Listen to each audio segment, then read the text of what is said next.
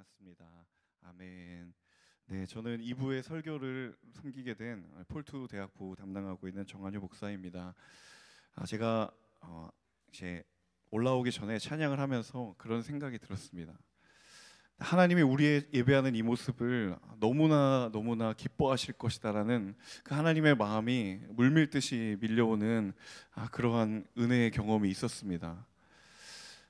여러분, 하나님께서 여러분을 바라보실 때에 정말 세상을 뒤로하고 하나님만을 집중하고 예배하는 여러분의 마음을 하나님이 기뻐하시는 줄로 믿습니다. 우리 옆에 분들에게 그렇게 인사해 주시면 좋겠는데요. 하나님이 당신을 기뻐하십니다.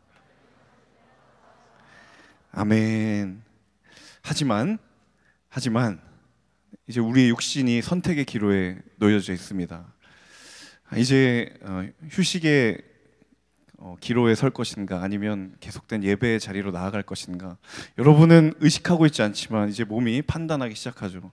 그래서 제가 사실 되게 결정적인 이 순간에 설교를 맡게 돼서 굉장히 부담입니다. 제가 제대로 안 하면 이제 3부가 이제 어려워지는 그러한 일들이 일어나기 때문이죠. 네.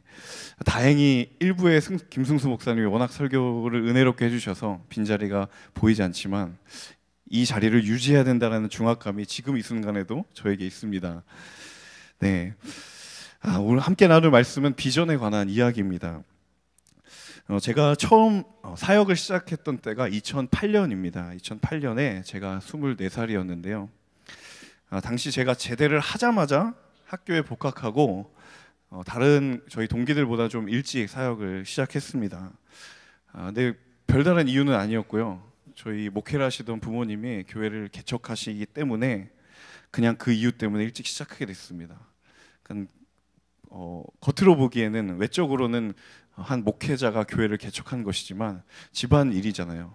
그러니까 무조건 도와야 되니까 저는 그냥 사역을 시작하게 됐습니다. 그래서 되게 갓 제대한 그 짬내 나는 그 짧은 머리로 찬양을 인도했던 24살의 제 모습이 불현듯이 스쳐 지나갑니다. 제가 처음에 사역을 시작하면서 맡았던 부서가 어떤 부서였냐면 중고등부입니다. 청소년부. 여러분 혹시 2008년에 중고등학생이었던 분 계세요? 손 한번 들어보시겠어요? 2008년에 중고등학교 어간이었다. 네, 거의 2008년에 나 교복 입고 있었다. 한번 손 들어보시겠어요? 거의 대부분이신 것 같은데, 네, 제가 어제 그때 2008년에 그 중고등부를 맡았던 한 제자를 갑자기 연락을 했어요. 그 제자가 되게 은혜를 받고 신학교에 갔는데 오랜만에 전화를 했더니 신학교를 이제 잠시 이렇게 휴학을 하고 파전집을 하고 있는 거예요. 그래서 제가 빨리 접고 주의 길을 가라, 안 그러면은 너 호되게 뒤인다라고 제가 얘기를 했는데, 네, 아직 연락이 없습니다. 그때 제가 처음에 중고등부 사역을 시작하면서 굉장히 막막한 점이 한두 가지가 아니었어요. 지금도 그렇지만 그 당시에도 중고등학생들은 되게 다루기 어려운 섬세한 영혼들이었거든요. 그래서 이 청소년부 사역을 하면서 저는 많지 않은 인원이었기 때문에 한 20명 정도 됐거든요. 한 사람 한 사람을 다 변화시키고 싶은 이 정말 그 사역 초년병의 그 되게 순수하고 고결한 마음이 저 안에 있었어요. 20명을 다 바꿔놔야 되겠다. 그래서 이 20명의 인생을 정말 뒤집어 놔야 되겠다라는 그러한 강력한 거룩한 열망이 있었죠. 그래서 이제 처음 사역을 했기 때문에 제가 잘 모르니까 주변에 청소년 사역의 전문가라고 하는 그런 사역자들의 책을 보기도 하고 또 강의를 보기도 하고, 또 제가 맡았던 아이들을 데리고 이제 유명한 캠프나 수련회 여름에 이제 데리고 가기도 했었죠. 근데 그 당시에 여러분, 한국교회 청소년 사역에 가장 핫한 단어 하나가 있었습니다. 한국교회 청소년 사역의 광풍처럼 몰아쳤던 한 가지 단어가 있었어요. 그 단어가 무엇이냐면 바로 비전이라는 단어입니다. 여러분, 중고등학교 때 수련회에 가셔서 목사님이 설교할 때 비전이라는 단어를 사용을 안 한 교회에 다니셨던 분 계세요? 거의 비전은 다 사용합니다. 여러분, 꿈은 무엇을 하는 것이지만 비전은 어떻게 살아가는 것입니다 부터 시작해서, 여러분, 무엇이 되기보다 어떻게 살아야 하는가를 생각해야 됩니다. 기도해야 됩니다. 그것이 바로 비전이에요 라고 저도 그렇게 설교했고 그분들도 그렇게 설교했고 여러분은 그렇게 들었고, 유명하다고 하는 수련회와 책에서 이 비전이라는 단어가 없는 곳이 없었어요. 아, 이거다. 비전을 이야기해야 되겠다라고 제가 그 당시에 뜨거운 마음을 가지고 했었죠. 그래서 그 당시에 이 비전을 이야기하지 않는 청소년 사역자는 그 시대에 뒤떨어진 사역자입니다. 최신 트렌드를 모르는 사역자였어요. 그래서 제가 또 욕심이 많았기 때문에 제가 흐름에 뒤떨어질 수 없다라고 해서 가는 곳마다 아이들을 붙잡고 너희들은 비전의 사람이다라고 이야기를 했죠. 근데 그렇게 지냈던 사역의 시절과 상황 속에서 여전히 제 머리를 떠나지 않은 한 가지 물음이 있었습니다. 그것은 무엇이냐면 되게 아이러니하게도 비전이 뭐지? 라는 거예요. 여러분, 그때 들었던 여러분 설교 비전은 이거다라는 그 메시지를 통해서 여러분 비전이 무엇이다 라고 아주 명확하고 분명하게 정의 내리실 수 있는 분이 여기에 몇이나 될까 하는 생각이 듭니다. 제 머리를 끊임없이 떠나지 않는 한 가지 물음이 바로 비전이란 무엇인가. 정말 내가 눈물을 쏟고 헌신을 하고 시간을 들여서 비전에 대해서 설교를 하고 가르쳤는데 정작 비전이 뭔지라고 이야기할 때 발로 닿을 수 없는 공허함이 밀려오는 거예요. 아이들을 데리고 2박 3일 수련회를 가서 비전을 말씀을 가르치고 또 기도를 했는데 아이들이 이제 비전이 뭔지 알겠어요 라고 했는데 그 다음날 예배에 듣는 거예요. 비전이 뭘까? 수많은 사람들이 그 당시에 비전에 대해서 이야기했고 그럼에도 불구하고 무언가 선명해지는 느낌보다는 더 모르겠고 명료해지지 않고 복잡한 느낌만 들었던 경험이 있습니다. 그렇게 우리에게 비전이라는 이 단어는 진부해진 단어가 되고 말았습니다. 근데 하필 또 2부의 이 주제가 비전이죠. 어떻게 해야 되는 건지 상당히 묵상을 많이 했습니다. 하지만 그럼에도 불구하고 성경에는요, 하나님의 비전을 발견한 사람들의 이야기가 기록되어 있습니다. 하나님의 비전을 다시 생각하도록 우리의 눈과 귀를 머물게 하는 성경의 사건들이 분명히 있다라는 거죠. 하나님을 만나고 하나님을 통해서 비전을 발견한 사람들이 자신들의 삶이 완전히 변화되고 그들의 삶 가운데 일하시는 하나님을 매 순간순간마다 경험하였다라고 성경은 증언하고 있습니다. 그래서 저는 오늘 이 비전에 대해서 다시 한번 생각해 보기 원합니다. 비록 우리에게는 그 단어가 너무도 익숙해져 버렸고 더 나아가서 진부해진 단어가 되어버리는 것이 사실이지만 그럼에도 불구하고 여러분, 오늘 다시 한번 하나님께서 우리에게 부어주시는 이 하나님의 비전을 품게 되는 놀라운 은혜 역사가 우리 모두에게 있기를 간절히 축복합니다. 그리고 더 나아가서 우리의 삶 가운데 예비해 두신 하나님의 꿈을 꾸는 한 사람 한 사람 되실 수 있기를 주님의 이름으로 간절히 소망합니다. 여러분, 성경에서 비전을 말할 때 가장 쉽게 그리고 가장 먼저 떠올리는 인물 중에 하나는 바로 오늘 본문의 주인공인 사도 바울입니다.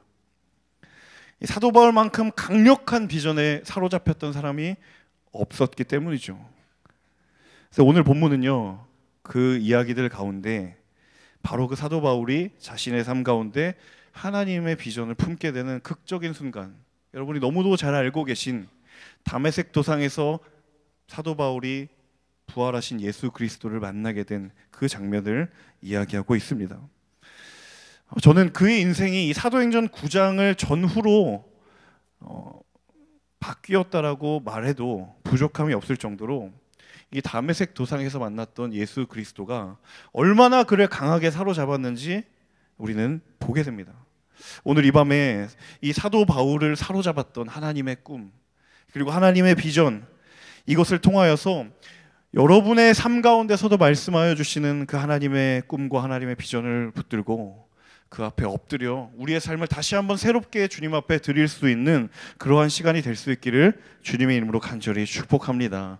네, 이 비전에 대해서 저는 오늘 3가지 이야기를 하고 싶습니다. 첫 번째는 저를 한번 따라해 보시겠어요? 욕심인가 비전인가? 한 번 더 따라해 봅시다. 욕심인가 비전인가?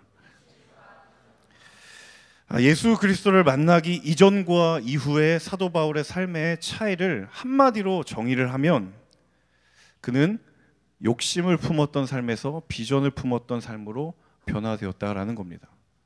욕심을 품었던 삶에서 비전을 품는 삶으로 변화되었다라는 것이죠. 여러분 잘 알고 있는 것처럼 사도 바울이 예수 그리스도를 만나기 이전에도 그는 엄청난 열심과 열정을 가지고 있었던 사람입니다. 자기 자신이 그의 서신 바울 서신을 통하여서도 곳곳에 고백하고 있는 것처럼 내가 정말 열심에 있어서만큼은, 내가 정말 열정에 있어서만큼은 어느 누구에게도 뒤지지 않을 자신감이 있다. 그러한 자부심이 있는 사람이었죠. 그런데 그의 열심의 특징은 무엇이었냐면, 예수를 만나기 이전에 바울이 가졌던 열심과 열정의 특징이 무엇이었냐면 철저하게 예수 그리스도와 무관한 것이었다는 거예요. 예수님과는 무관한 열심이었고 예수님과는 관계없는 열정이었다라는 사실이죠. 오늘 본문 1절과 2절의 말씀을 우리 다시 한번 자막을 통해서 함께 읽어보면 좋겠습니다. 1절과 2절입니다. 함께 읽습니다. 한편 사울은 여전히 주의 제자들을 위협하며 그들을 죽일 기세로 다메섹에 여러 회당들에 써보낼 공문을 요청했습니다. 거기서 그 도를 따르는 사람을 만나기만 하면 남자와 여자를 가리지 않고 잡아다가 예루살렘으로. 여러분, 사람에게는 대체로 두 가지 열심이 있습니다. 첫 번째는 비전으로부터 비롯된 열심이에요. 정말 삶을 변화시키는 열심과 열정이죠. 또 한 가지는 내 안에 있는 욕심과 욕구로부터 비롯된 열심이 있다는 거예요. 생각보다 이 두 열심과 열정이 명확하게 분별되지 않습니다. 저희 공동체 지체들은 이미 잘 알고 있지만 저는 개인적으로 축구를 굉장히 좋아합니다. 근데 이 얘기만 하면 웃더라고요. 네. 방금 웃은 그들이 폴투 지체들입니다. 제가 축구를 보는 것도 좋아하고요. 직접 하는 것도 너무 좋아합니다. 그런데 여러분, 축구를 하다 보면요, 서로의 실력이 저마다 다르거든요. 그래서 굉장히 재미있는 모습이 연출이 많이 됩니다. 여러분, 축구 경기에서 가장 무서운 사람이 누군지 아십니까? 축구 경기에 있어서 가장 무서운 사람. 제가 잠들지 말라고 계속 이렇게 질문을 던지는 거예요. 축구 경기에서 가장 무서운 사람이 누구냐면 축구를 할 줄 모르는 사람이 가장 무섭습니다. 여러분, 경기에는 흐름이라는 게 있어요. 공격이 있고 수비가 있고 경기에는 흐름이라는 것이 있고 공에는 뭐가 있냐면 움직임이라는 게 있어요. 근데 경기의 흐름과 공의 움직임과 무관하게 플레이를 하는 사람들이 있어요. 그 사람들이 제일 무섭습니다. 그래서 대체로 이제 뭐 교만하게 들릴지 모르겠지만 저 같은 축구에 좀 운동신경이 있는 사람들은 그런 사람들하고 충돌을 피합니다. 근데 문제는요, 그 사람들은 자신이 정말 압박 수비를 하는 것처럼 느낀 나머지 내 수비 능력 때문에 그 사람이 나를 피했다라고 생각을 해요. 사실 안 다치려고 피한 거거든요. 누군지 말할 수 없지만 저희 그 대학 청년부 교육자 중에 그런 분이 한 분 계셨어요.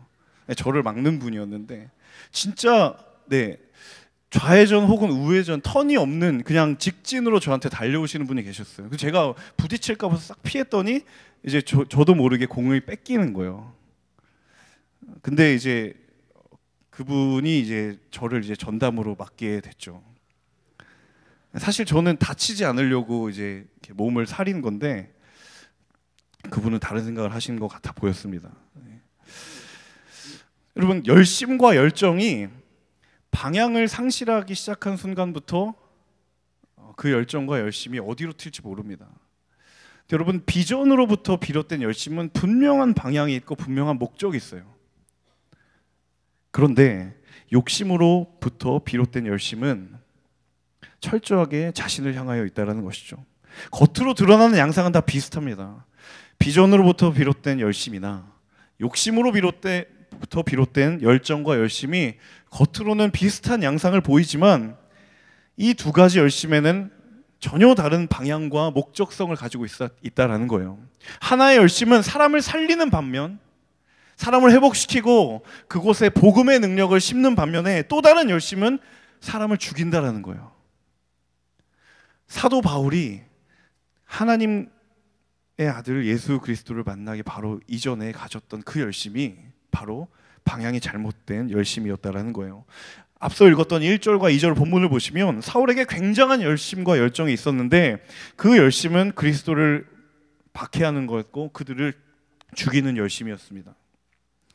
여러분, 그 당시 초대교회 시대에 복음을 전하는 사도들도 열심히 있었고요, 그리스도인들을 핍박하는 바울도 열심히 있었습니다. 하지만 여러분, 이 둘의 열심이 우리가 같다라고 이야기할 수 있습니까? 없습니다.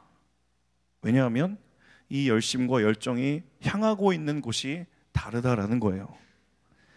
그래서 사도 바울이 예수 그리스도를 만난 이후에 이 비밀을 깨닫고 고린도전서에서 다음과 같은 고백을 합니다. 고린도전서 9장 26절 같이 한번 읽어보겠습니다. 시작. 그러므로 나는 다름질하기를 향방 없는 것 같이 아니하고 싸우기를 허공을 치는 것 같이 아니하며. 저는 사도 바울이 정말 이 구절만큼은 자신의 과거를 돌아보며 정말 자기 고백적으로 했던 고백이라고 생각이 들어요. 26절을 보시면 다름질을 하는데 향방이 없는, 방향이 없는 것 같이 하지 아니하고, 내가 그렇게 했다라는 거죠. 내가 과거에 방향 없이, 향방 없이, 목적 없이 내 욕심으로 비롯된 열정과 열심으로 그리스도인들을 박해했고 예수를 핍박했다라는 거예요. 열심의 모양은 있었죠. 하지만 자신의 열심과 자신의 열정이 무엇으로부터 비롯된 것인지를 분별하지 못했던 이 자신의 과거를 돌아보며 율법으로, 철저하게 율법으로 비롯했던 자신의 의를 채우기 위해 했던 그 욕심, 그리고 그 욕심에서 발현된 열심, 그것이 수많은 사람들을 망가뜨렸고 복음을 더럽혔고, 그리고 자신이 씻을 수 없는 과거를 자신의 스스로 저질렀다라는 것을 바울은 너무도 잘 알고 있었던 것이죠. 여러분, 우리는 이 자신의 욕심을 하나님이 주신 비전으로 착각했던 이 사울의 열심을 통해서 우리의 모습을 바라볼 수 있다고 생각합니다. 여러분, 우리는 사도 바울과 같지 않다라고 생각을 할지 모르겠지만, 여러분, 우리는 수없이 많은 순간순간들마다 이 비전으로 둔갑된 욕심 속에 얼마나 우리의 에너지를 많이 소비하며 살아가고 있는지 모릅니다. 제가 가령 예를 한번 들어볼까요? 여러분, 아울리치 같은 이 사역의 자리에서 굉장히 여러분을 어렵게 하는 사람이 누구죠? 향방 없는 열심을 가진 자들. 열심과 열정이 충만한데 그 열심이 공동체를 이상하게 무너뜨려요. 관계를 어지럽혀요. 그래서 여러분, 불문율 같은 교육자들의 규칙이 있습니다. 내가 리더십을 하겠다라고 자발적으로 말하는 사람은 가급적 리더십을 안 시킵니다. 콜링을 했는데 기도해 볼게요, 생각해 볼게요, 거절하면 그 사람은 건강한 사람이라고 끝까지 콜링합니다. 왜 저는 리더십을 시켜주지 않나요? 저는 준비가 되어 있어요. 저는 순장을 할 준비가 되어 있어요. 그런 사람 안 시킵니다. 시켰다가 큰일 나거든요. 이미 수많은 사례가 그것을 증명해주고 있어요. 열심이 없는 사람보다 방향성이 사라진 열심을 가진 사람이 더 위험합니다. 열심이 없는 사람은요, 별로 이렇게 거칠은 돌과 같은 역할을 하지 않아요. 그 자리에 없거든요. 없어요. 굳이 방해가 되진 않아요. 하지만 필요는 하고 가끔 떠오르지만 방해가 되진 않아요. 그런데 향방이 없는 자신의 욕심으로 비롯된 열심과 열정을 가진 사람은 늘 그 자리에 있어요. 빠지지 않아요. 어찌나 그렇게 출석률은 좋은지 늘 그 자리를 지키는 신실함이 그 가운데 있다라는 거죠. 하지만 그 신실함이 모함을 어렵게 만듭니다. 얼마 전에 읽었던 책 중에요, 이런 제목이 있습니다. 당신의 열심이 위험한 이유라는 책이 있어요. 레리 오스본이라는 목사님이 쓴 책인데요. 당신의 열심이 위험한 이유. 거기서 그 목사님이 되게 아주 인상적인 개념을 하나 말을 하는데요. 그것은 무슨 개념이냐면 어긋난 열심이라는 이야기를 합니다. 그러니까 수많은 사람마다 자신의 열심과 열정이 있는데 그 열심과 열정 가운데 어긋난 것이 있다는 거예요. 그래서 문제는, 우리에게 관계적인 어려움이나 우리의 인생 가운데에 어려움을 주는 문제는, 그 문제의 원인이 무엇이냐 봤더니 그 어긋난 영적인 열심 때문에 우리가 스스로를 어렵게 만든다는 거예요.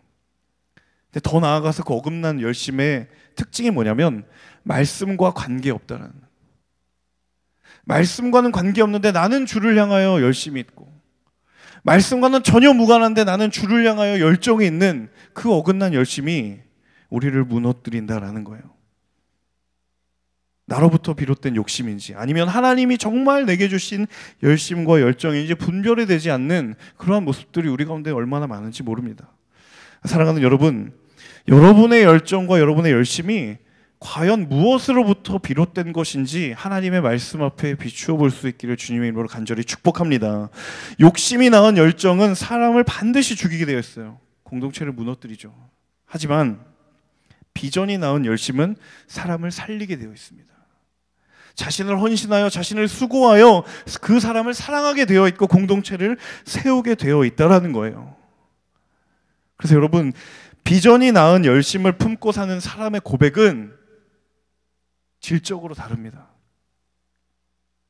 예수님께서 말씀하셨던 것처럼 우리가 다 해야 할 것들을 다 행한 이후에 하나님, 나는 무익한 종입니다. 그저 종으로서 해야 할 것을 할 뿐입니다. 라는 고백이 비전이 낳은 열심을 품고 사는 사람의 고백이 된다는 거죠. 혹시 여기 함께 예배하시는 분들 중에 아직 내 안에 그런 열심과 열정이 없다라고 느끼시는 분이 계시다면 여러분, 먼저는 그 주를 향한 열정과 열심을 품을 수 있기를 주님의 이름으로 축복합니다. 하지만 이미 나에게 열심과 무언가 끌어오는 열정이 있다라고 생각이 들고 느낌이 든다면 여러분, 그 마음으로 사람을 살리고 그 마음으로 공동체를 세우고 여러분이 하셔야 할 마땅한 헌신과 수고를 드리며 그것을 통하여 하나님의 나라와 하나님의 영광을 위하여서 거룩하게 사용되는 여러분의 삶이 되기를 간절히 축복합니다. 두 번째는요, 두 번째 같이 한번 따라해 볼까요? 믿음의 그릇에 담긴 열심은 비전이 된다. 함께 따라해 봅시다. 시작. 사도 바울의 열심이 비전으로 변화되었던 결정적 계기는요, 그가 예수 그리스도를 만나면서부터였습니다. 예수를 만나기 전에 그의 열심은 결코 비전이라고 말할 수 없었습니다. 하지만 그가 예수 그리스도를 만나고 난 뒤에 그에게 주셨던 열심은 하나님의 부어주시는 비전으로 변화되었다라는 거죠. 그는 예수를 몰랐던 자신의 과거를 회상하면서 디모데전서에서 다음과 같이 고백을 하는데요. 디모데전서 1장 13절 같이 한번 읽어보겠습니다. 시작. 내가 전에는 비방자요 박해자요 폭행자였으나 도리어 긍휼을 입은 것은 내가 믿지 아니할 때에 알지 못하고 행하였음이라. 디모데전서는 사도 바울이 말년에 쓴 편지라고 우리가 흔히 알려져 있는데 그 말년에 자신의 정말 방향 없었던 열정의 그때를 되돌아보며 내가 그때는 정말 비방하는 사람이었고 박해하는 사람이었고 폭행하는 사람이었는데 내가 긍휼을 입어 내가 그때 믿지 아니할 때에 알지 못하고 행한 것이다라는 거예요. 되게 거룩한 고백처럼 들리지만 그 사람한테 당한 사람들이 이 고백을 듣는다면 얼마나 야박할까요? 알지 못하고 행한 것이다. 알지 못하면 하지 말아야지. 왜 그랬어? 웃으라고 한 얘기인데 여러분 점점 졸리시군요. 얼마나 그들은 억장이 무너지는 소리겠어요. 여러분, 누가 와서 뒤통수한테 쳤어요. 모르고 그랬어. 깊은 빡침이 올려오죠.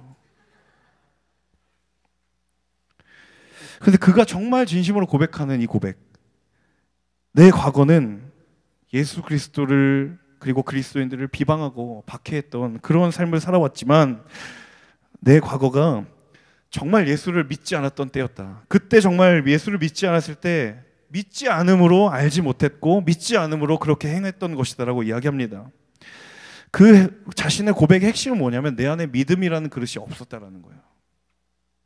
여러분, 믿음이란 그릇 위에 열정과 열심이 부어질 때 그것이 비전이 되는 줄로 믿습니다. 사도 바울이 이제 내가 예수 그리스도를 믿고 내 안에 가지고 있었던 열정과 열심을 그 믿음의 그릇에 부었을 때 놀라운 역사가 사도 바울을 통하여 일어났다는 사실이에요. 그래서 여러분, 믿음 위에 부어진 열심은 반드시 비전이 되는 줄로 믿습니다. 그렇다면 어떻게 이를 구별할 수 있을까? 무엇이 믿음의 그릇 위에 부어져 있는 열심인지, 또 무엇이 여전히 내 욕심으로 충만한 그릇에 부어진 열심인지, 저는 이 13절의 한가운데 있는 긍휼이라는 단어를 주목해 볼 필요가 있다고 생각합니다. 사도 바울 자신이 예수 그리스도와 그리스도인을 핍박하고 박해했던 그 과거의 삶에 대해서 예수께서 찾아와 자신을 긍휼히 여기셨다는 이 고백이 그가 예수를 믿게 한 중요한 원동력이에요. 이 긍휼은 구약 성경에서 하나님께서 죄를 사하시는 하나님의 성품인 인애, 언어로 말하면 헤세드, 바로 이것이 신약에서 긍휼이라는 거예요. 우리가 아무리 죄악 가운데 범하여 있지만 우리가 하나님 앞에 나와왔을 때, 하나님의 영광의 빛 앞에 나와 있을 때에 하나님이 우리를 긍휼히 여기시고 그것을 죄 없다 하시고 다시 한번 하나님의 열심을 부어주시는 그 하나님의 긍휼하심이 사도 바울을 사도 바울 되게 만들었다는 사실입니다. 그래서 여러분, 이 믿음의 그릇에 담긴 열심을 가진 자의 특징 중에 한 가지가 무엇이냐면 바로 겸손입니다. 바울은 자신의 삶이 변화된 이후에 철저하게 겸손했어요. 얼마만큼 겸손했냐면 자신들을 죽이려고 자신의 목숨을 위협했던 사람들까지도 그가 섬기려 했고 품으려 했었던 겸손의 사람이었습니다. 그 겸손의 고백이 바로 디모데전서 1장 15절에서 16절에 있는데요. 우리 같이 한번 읽어보겠습니다. 함께 읽습니다. 미쁘다 모든 사람이 받을 만한 이 말이여, 그리스도 예수께서 죄인을 구원하시려고 세상에 임하셨도다 하였도다. 죄인 중에 내가 괴순이라. 그러나 내가 긍휼을 입은 까닭은 예수 그리스도께서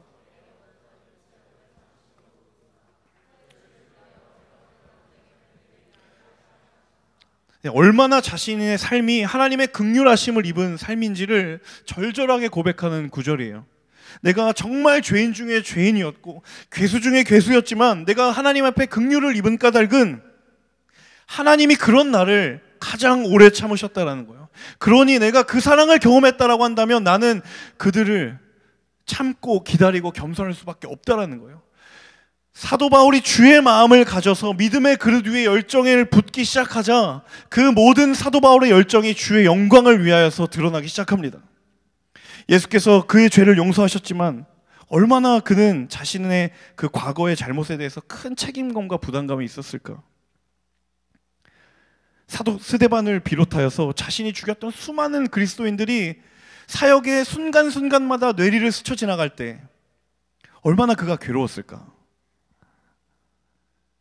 그런데 그가 그것을 생각할 때 자신을 괴롭히고 자신을 정죄했던 것이 아니라 내가 받는 이 고난은 내가 과거에 저질렀던 그 정말 헤아릴 수 없는 수많은 죄악에 비하면 하나님은 은혜일 뿐이다라는 바울의 고백이 그 가운데 있는 거예요.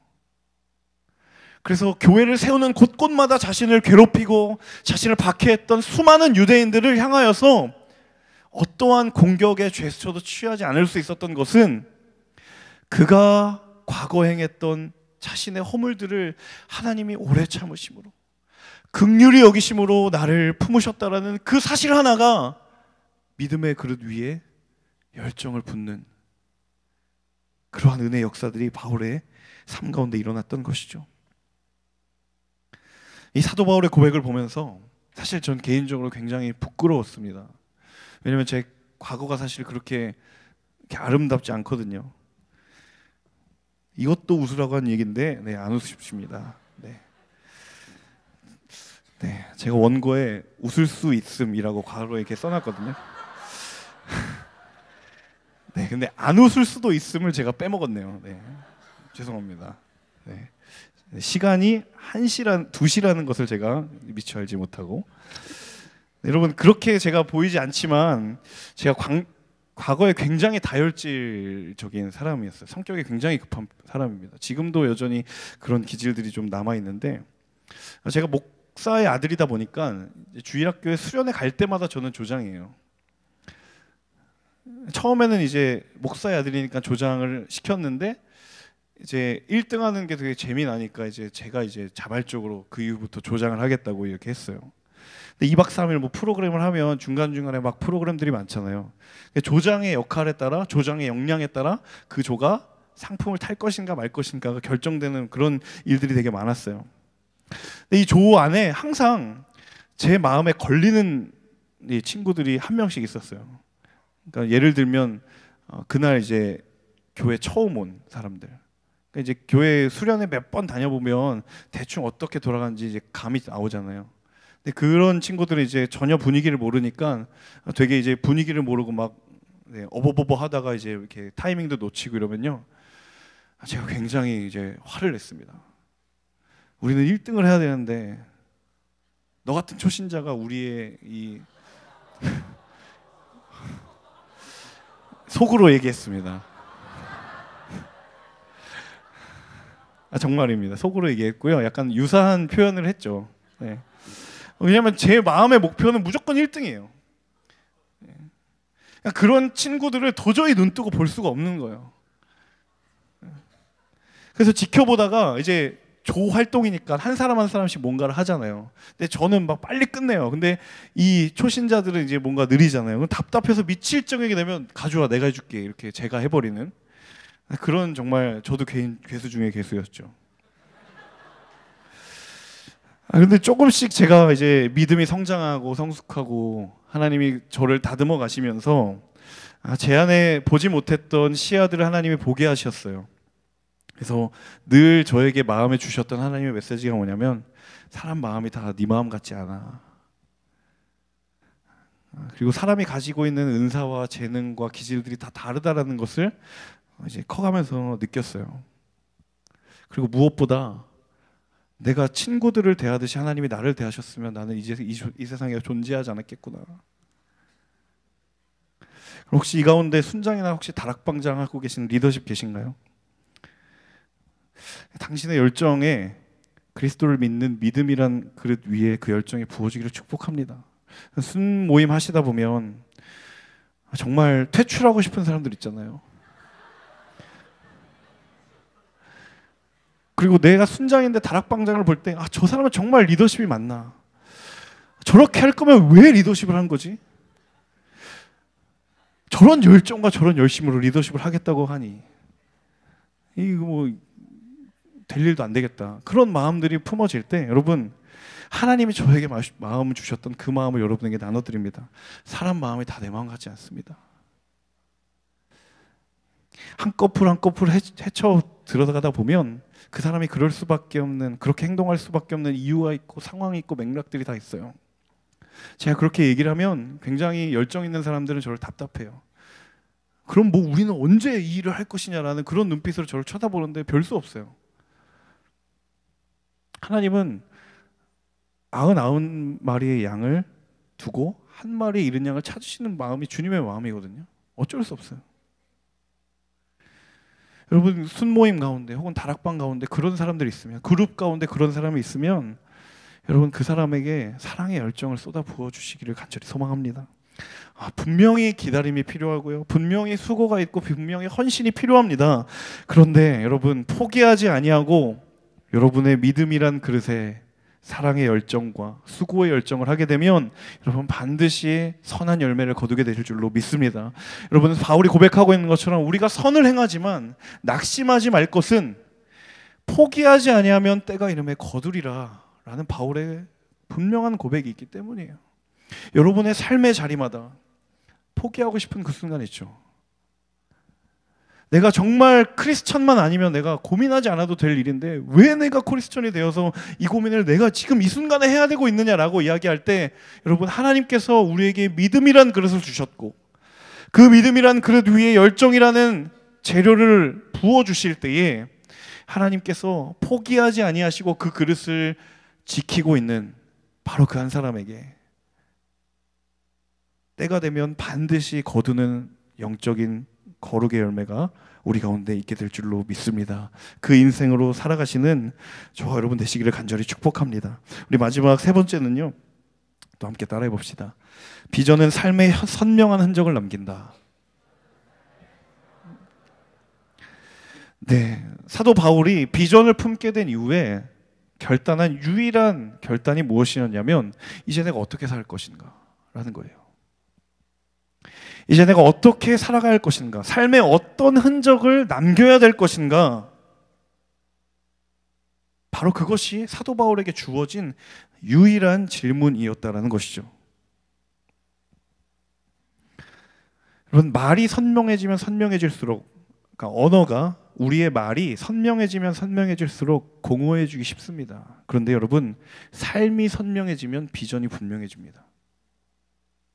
우리의 말이 선명해지면 선명해질수록 그것을 따라가야 할 우리의 삶이 필요한데, 근데 그 삶이 뒷받침되지 않으면 그 말은 공허해지기 마련입니다. 하지만 그 말에 삶이 따라가면 그것은 선명한 비전이 되죠. 여러분, 주위에 말 잘하는 사람들 있죠. 저는 그렇게 말을 잘하지 못하거든요. 근데 말 잘하는 사람을 보면 그런 특징이 있어요. 듣고 있으면 막 빨려 들어가요. 그렇구나 하다가 어느 순간에 그 사람을 동의하고 있는 나를 발견하게 되죠. 그런데 그런 사람들의 특징 중에 하나가 이 말이라는 강력한 무기를 가지고 있지만 오히려 그 말이 자신을 찌르는 부메랑이 되어 되돌아올 수 있다는 것을 알아야 합니다. 언제요? 그 말을 삶으로 살아내지 못할 때죠. 수없이 늘어났던 그 말이 자신의 삶에 흔적이 새겨지지 않으면 그 말은 전부 다 자신에게 화살로 되돌아오게 되어 있습니다. 사회에서 수많은 유명인들이 정말 아름답고 거창한 말을 쏟아내고 그 말을 주워 담지 못해서 책임을 져야 되는 상황을 직면하게 하는 그러한 일들을 우리는 너무도 많이 봅니다. 반면에 그런 사람들도 있어요. 굉장히 어눌하지만 그 말 자체에 진실됨이 느껴지는 사람들이 있어요. 되게 매력적으로 들리지도 않고, 그런데 그 말에 뭔가 힘이 있고 알맹이가 느껴지는 그런 사람들이 있습니다. 그 사람들은 입으로 말하는 그 말보다 삶으로 말하는 말이 더 크게 들리는 사람들이에요. 여러분, 어떤 사람들이십니까?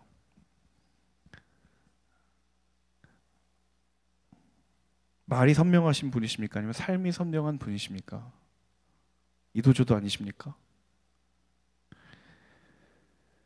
바울이 비전의 사람이었다라고 말할 수 있는 것은 그의 삶에 예수 그리스도라는 선명한 흔적이 새겨져 있었기 때문이에요. 내 몸에 예수의 흔적이 새겨졌다라고 하는 이 바울의 고백은 정말 그렇기 때문에 바울이 자신 있게 말할 수 있었던 거예요. 고린도전서 4장 20절에는 바울이 그런 이야기를 합니다. 우리 같이 한번 읽어볼까요? 시작. 하나님의 나라는 말에 있지 아니하고 오직 능력에 있습니다. 다시 한번요. 하나님의 나라는 말에 있지 아니하고 오직 능력에 있습니다. 하나님의 나라는 말에 있지 아니하고 오직 능력에 있다. 여러분, 고린도 교회가 얼마나 쟁쟁한 교회인지 여러분 들어서 아시죠? 지식적으로 가장 충만한 지식을 습득하고 있었던 사람들이 많았고, 경제적으로 풍족함을 누리고 있었던 사람들이 많았고, 아쉬울 것 없는 사람들이에요. 그런데 그런 사람들이 교회에 모여 있는데 바울이 그 교회의 리더예요. 그들이 얼마나 바울을 향하여서 기대감을 가지고 있겠습니까? 아까 이게 원고에 없는 얘기인데요. 동의를 구하고 이야기하지 않지만 하나님이 감동을 주셔서 얘기하는데, 대학부에 이제 되게 특출나신 학력이라든지 뭔가 스펙이라든지 그런 분들이 계시다고 들었습니다. 근데 그런 분들 앞에 우리가 교육자로 설 때 얼마나 압박감이 있을까라는 생각이 들어요. 고린도 교회의 교인들이 바울을 바라볼 때마다 우리에게 있지 않은 무언가가 있겠구나라는 그런 기대를 늘 품고 살았어요. 그러다 보니까 많은 어려운 일들이 일어났죠. 적어도 우리를 영적으로 지도하는 리더라면 무언가 특별한 은사가 있어야 하고 무언가 특별한 능력이 있어야 되지 않겠느냐라는 그러한 생각들이 그들 가운데 무의식적으로 있었죠. 어떠한 특별한 은사를 가지거나 화려한 언변이나 대중의 시선을 끄는 무언가. 그런데 고린도전서 바로 읽었던 4장 20절에 뭐라고 돼 있어요? 바로 그 고린도 교회 교인들에게 하나님의 나라는 말에 있는 것이 아니라 무엇에 있다? 능력에 있다. 이 능력이 무슨 능력입니까? 스펙입니까? 아니면 내가 가지고 있는 수많은 무언가의 은사입니까? 이 능력은 바로 디나미스라고 하는, 바로 사도행전 1장 8절에 하나님의 성령이 오순절 마가의 다락방 가운데 임하였을 때 그들이 갖게 된 성령의 권능이 바로 이 능력과 똑같은 단어라는 거예요. 인간의 노력으로 얻게 되는 능력이 아니라 하나님께서 우리 가운데 위로부터 부어주시는 능력, 그것이 하나님의 나라에 속한 것이다라는 것을 바울이 이야기하고 있다라는 거예요. 그래서 누구든지 자랑하지 말라, 내가 내 몸에 예수의 흔적을 지녔노라 라고 말하는 이 바울의 담대함. 사랑하는 여러분, 우리의 삶에 하나님이 기뻐하시는 사명과 헌신의 선명한 흔적들이 새겨지기 시작한다면 그것은 분명히 하나님께서 우리에게 부어주시는 비전인 줄로 믿습니다. 하지만 내 안에 공허한 외침이나 화려한 언어만이 넘쳐난다면 여러분, 하나님께서 여러분을 부르신 비전의 자리로 다시 돌아가십시오. 하나님께서 여러분을 택하신 그 헌신의 자리로 다시 돌아가십시오. 오늘 이 결단이 우리 가운데 있기를 간절히 소망합니다. 여러분, 가정에서 예수 그리스도의 흔적을 새기는 비전의 사람 되시기를 축복합니다. 학교에서 크리스천다운 흔적이 새겨지는 사람들 되시기를 축복합니다. 여러분, 되게 충격적인 얘기를 제가 들은 적이 있는데 학교에서 자신이 크리스천이라는 것을 밝히지 않고 학교 다니시는 분들이 계시더라고요. 옷을 찢고 회개하십시오.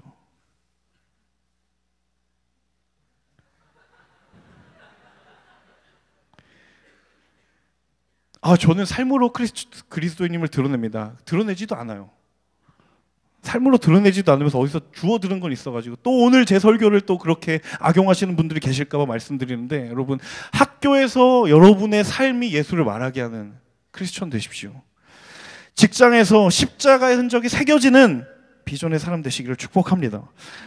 여러분, 오늘 기도하실 때 하나님께서 여러분의 비전 위에, 하나님 다시 한번 내가 그 하나님께서 부어주시는 그 능력, 그 디나미스의 능력으로 우리를 부르실 때에 하나님, 내가 그 가운데 헌신하며 우리를 새롭게 하기를 원합니다.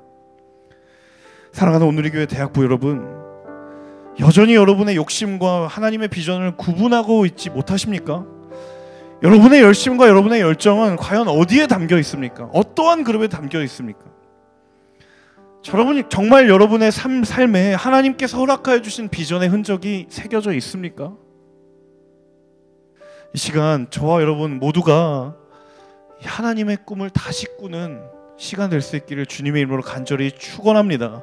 하나님의 꿈이 우리 가운데 다시 부어짐으로 인하여서 우리가 이제는 다시 한번 하나님을 향하여, 그 나라를 위하여, 그의 영광을 위하여 나아가는, 정말 우리가 불분명했고 너무도 그렇게 추상적이었던 그 비전이 바로 우리 가운데 선명하게 새겨지는 이 시간 될 수 있기를 주의 이름으로 간절히 축복합니다.